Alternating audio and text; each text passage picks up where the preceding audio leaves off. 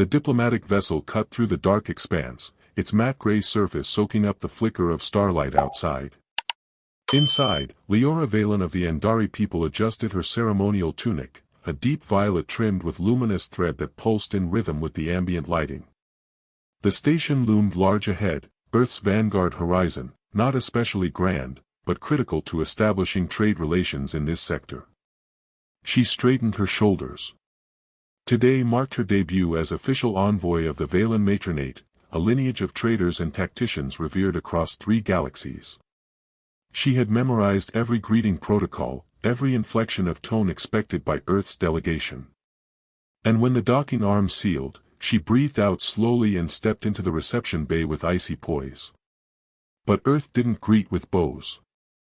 From the crowd of humans gathered beyond the reception line, one figure broke ranks, a tall man with sandy brown hair and mischievous green eyes. Before Leora could register what was happening, he was already closing the gap, arms open.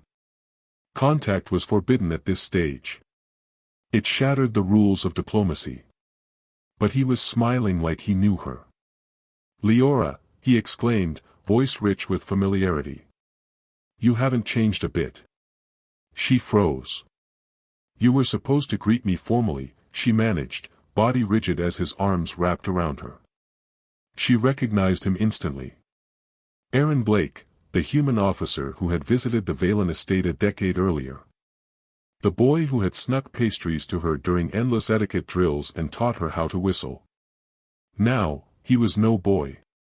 "I don't do protocol with friends," he said, squeezing her tight before setting her down again. "Friends hug. Or have Andari forgotten that?" "You're lucky my father isn't here," she murmured, cheeks tinting a stormy blue. Aaron grinned, utterly unbothered. "If he were, I'd bow and offer a full scroll of credentials. But you get the hug." The Earth delegation chuckled. Leora's aide, a thin-faced Andari named Tyrus, looked like he'd witnessed interstellar treason. As they walked toward the conference chamber, Aaron leaned close and whispered, "Still remember how to whistle?" Her lips twitched against their will. "Better than you ever did." He winked. "We'll put it to the test." That single moment set the tone for everything that followed: negotiation, misunderstanding, and the unraveling of a perfectly sculpted diplomatic mask. Aaron Blake had broken protocol with a hug. And she couldn't stop thinking about how much she liked it. The conference room aboard Vanguard Horizon was an exercise in pragmatic elegance, Earth's finest attempt at impressing intergalactic dignitaries without appearing to try too hard. The oval-shaped table, fashioned from reconstituted mahogany, anchored the space with understated importance. Leora sat at the head, her fingers perfectly aligned atop data tablets coded in her native Andari script. Across from her lounged Aaron Blake, one ankle resting on his opposite knee, a posture so relaxed it bordered on outrageous.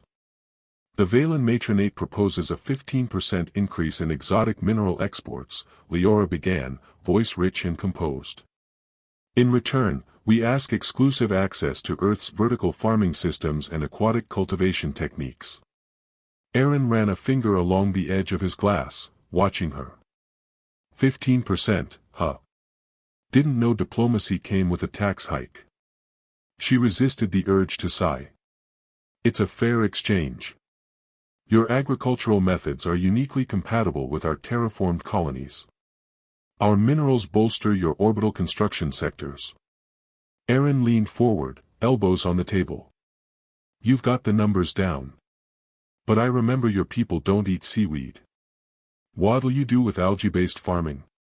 Leora blinked. "That wasn't on any tablet." "Our marine strands are nutrient-rich and adaptable," she replied, tone clipped. "Besides, diversification benefits everyone." Aaron smiled, that humankind that seemed to unravel her careful composure. "You always did talk like that, measured, deliberate, like every word was an equation. Even when we were kids." "I'm not a child anymore," she said curtly, heat blooming across her cheeks. "Nope," Aaron said, eyes twinkling. You're a beautiful alien diplomat who's furrowing her brow right now just like she used to whenever I asked difficult questions. She looked up sharply. The furrow deepened. Earth's delegation, surprisingly, remained unfazed by Aaron's casual tone. But her aide Tyrus looked ready to choke. They broke for recess just after mid-cycle, and Tyrus cornered her near the corridor. Lady Valen, he whispered, voice tight. His behavior is inappropriate. We must petition for a new negotiator. No, Leora replied. That would be disruptive. Besides, Aaron's methods may lack polish, but he's not without skill. Tyrus frowned. Still, he's familiar. He's human, she said, dismissively. But even as she walked away, she knew that wasn't the full truth. Aaron's familiarity ran deeper than custom. Negotiations resumed after the cycle bell, and Aaron was once again casually charming. His fingers occasionally brushed hers when passing data tablets. His voice softened when addressing her, and he referenced shared memories she hadn't recalled in years. And every time, it made her chest flutter. By late afternoon, talk stalled. Disagreements over energy rights lingered. The room grew tense. Let's reconvene tomorrow, suggested Earth's chief envoy. Agreed, Leora said, already gathering her materials. When the room cleared, Aaron lingered. He approached her slowly, gaze playful but intent. You're working too hard. Come have dinner with me tonight. She turned, startled. That would be inappropriate during active negotiations. Inappropriate, he repeated, voice teasing. Or exciting. Her breath hitched. What are you implying? I'm not implying. I'm inviting. He leaned closer. No titles. No negotiation. Just us. Old friends. Maybe something more. She hesitated. Her heart pounded.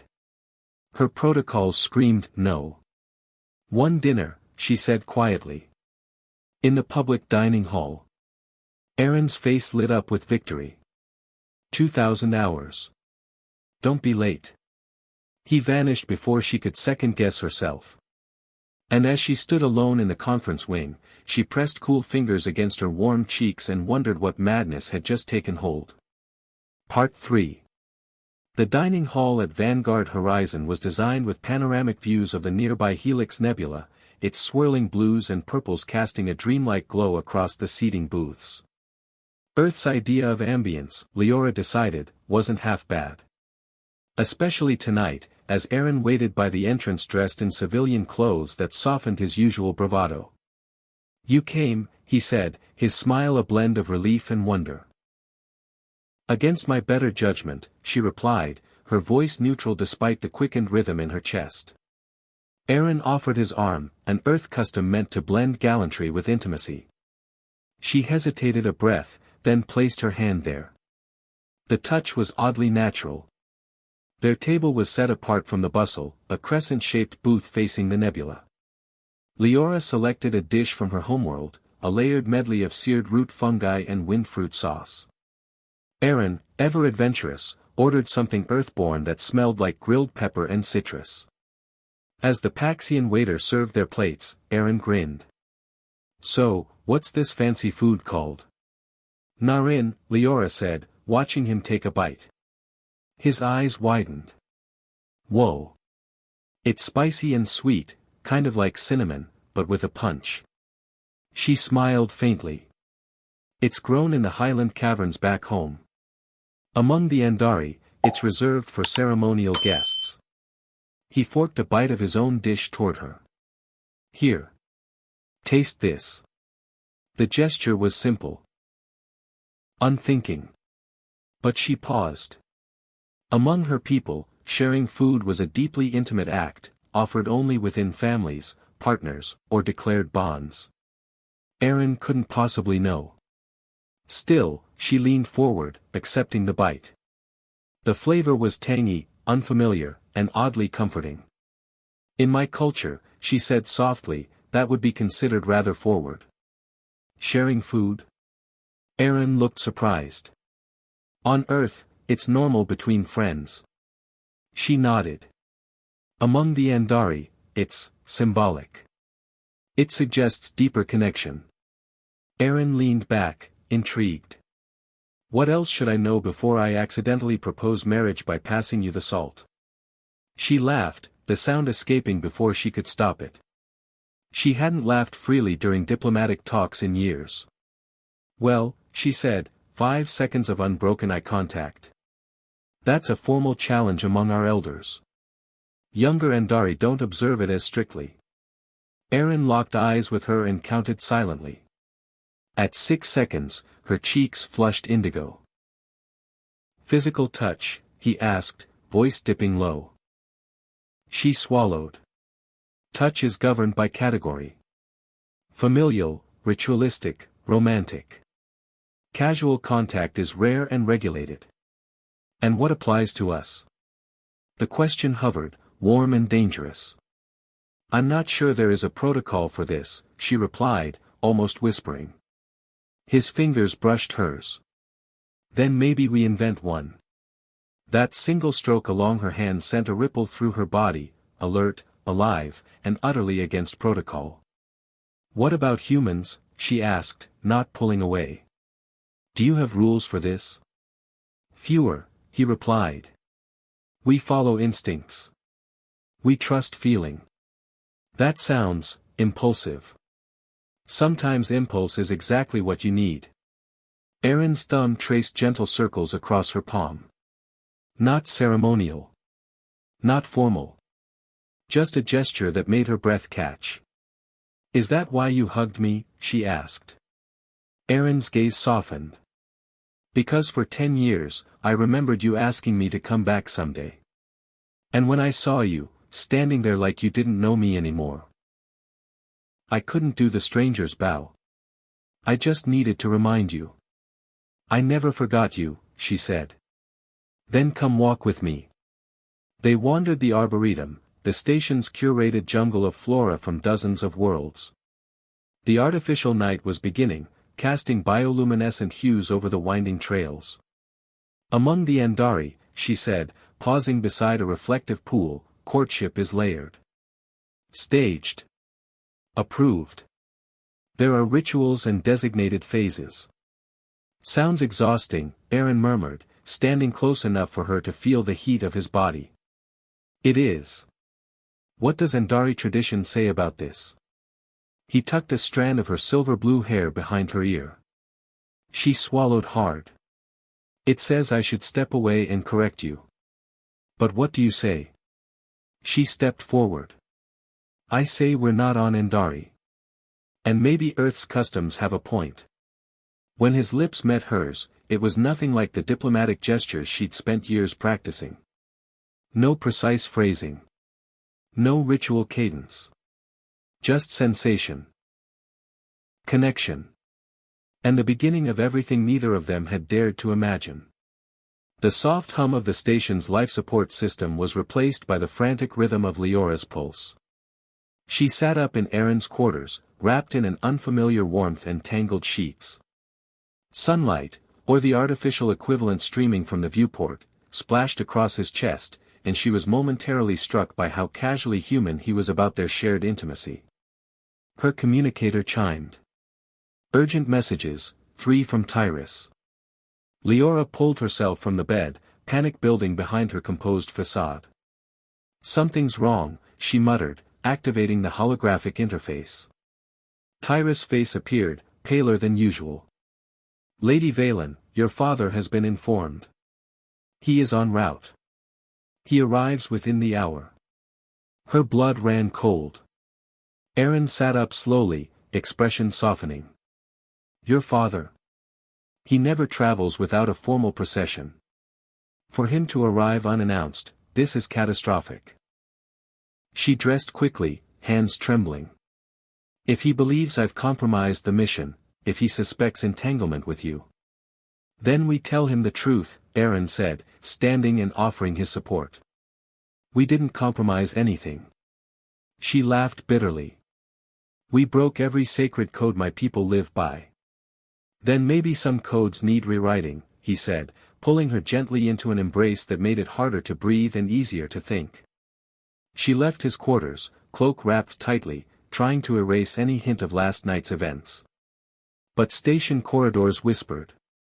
Eyes followed. Rumors spread faster than warp signals. Tyrus met her outside her quarters. Lady, you must prepare. Your father will demand clarity. I'll give it to him, she said, eyes firm.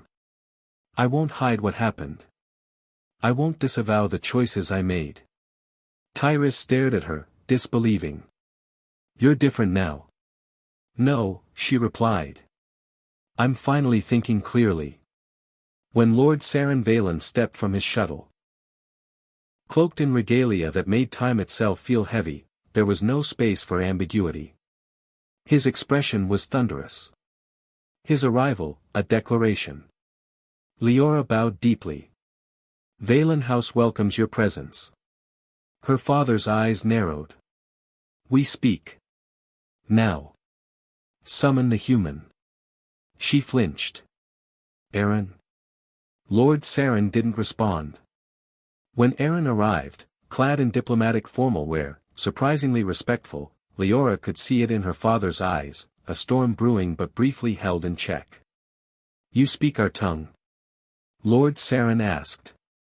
Not fluently, Aaron said in perfect Andari, but with sincerity. Leora's father blinked. Just once. For him, that was the emotional equivalent of gasping.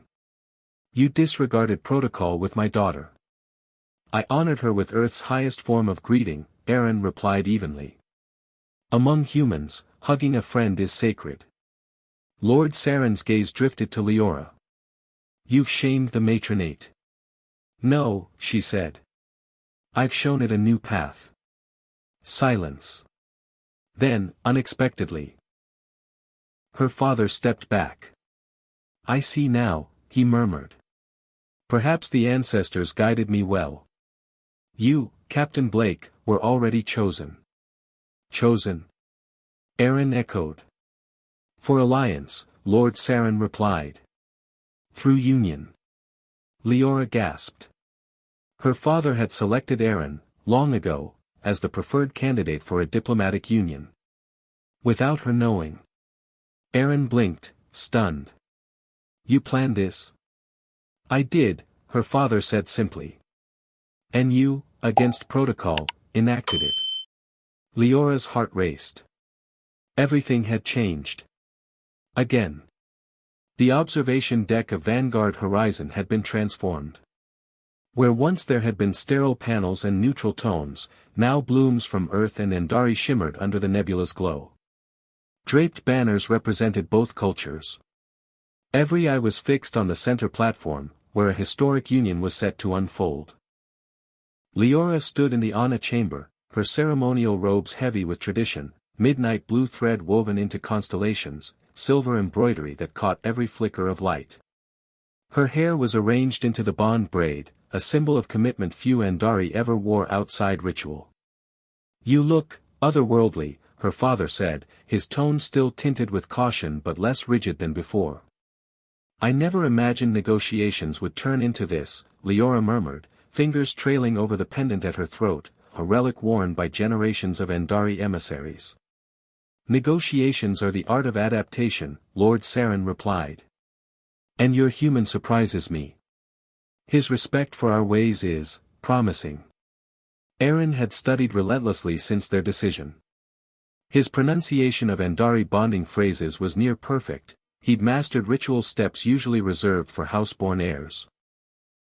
Even Ambassador Yarrick from the rival Zalari faction had requested to observe, his presence a thorny reminder of how much opposition still lingered. The ceremonial chime echoed, signaling the beginning. Lord Saren extended his arm. Once begun, this cannot be undone. I'm ready, Leora said. The chamber doors slid open. Aaron stood waiting, now dressed in hybrid attire that merged Earth's diplomatic formality with Andari symbolism. His smile, utterly uncontained, stole her breath. The officiant began with ancient phrases, speaking of bonds, lineage, and joining futures. Aaron stepped forward, reciting his vow in Andari, then added, "On earth, we say love is built, day by day. My heart, my house, are yours." Gasps rippled through the crowd. Suddenly, chaos. Ambassador Yarrick lunged forward, voice a venomous hiss. "This is heresy." He activated a disruptor. Lights flickered. A tremor pulsed through the floor. "Stay down," Aaron growled, shielding Leora as two Zolari agents approached. One was intercepted by Lord Saren himself, his movements swift, precise. Another met Aaron's fist and dropped like stone. Leora wasn't idle. With robes swirling, she struck a third agent with a calculated blow. Yarrick raised his weapon again, until Aaron tackled him into the ceremonial altar. "Leora," he called. She snatched the device from the ground, her fingers flying over the unfamiliar tech. One snap, one core twist, and the disruptor powered down. Lights normalized. Alarms faded. Aaron rose, rumpled and bleeding. Leora met him at the center. The officiant hesitated. "Should we postpone?" "No," they said together. Lord Saren stepped forward. "Let the ceremony continue. Progress will not be halted by fear." The ritual resumed. Aaron's hands found Leora's. Their bond, forged in chaos, now witnessed by all. 3 months later, their names had become synonymous with cultural shift. On the cover of half the Confederation's media outlets was the moment. Aaron's torn sleeve, Leora's rumpled braid, and the glowing embrace that followed the thwarted sabotage. The hug heard across the stars, some headlines called it. Their quarters on Andari Prime reflected this fusion, a blend of human comfort and Andari grace. The once stern interior of the Valen estate had softened, welcoming couches and natural light where there had once been rigid ceremonial symmetry.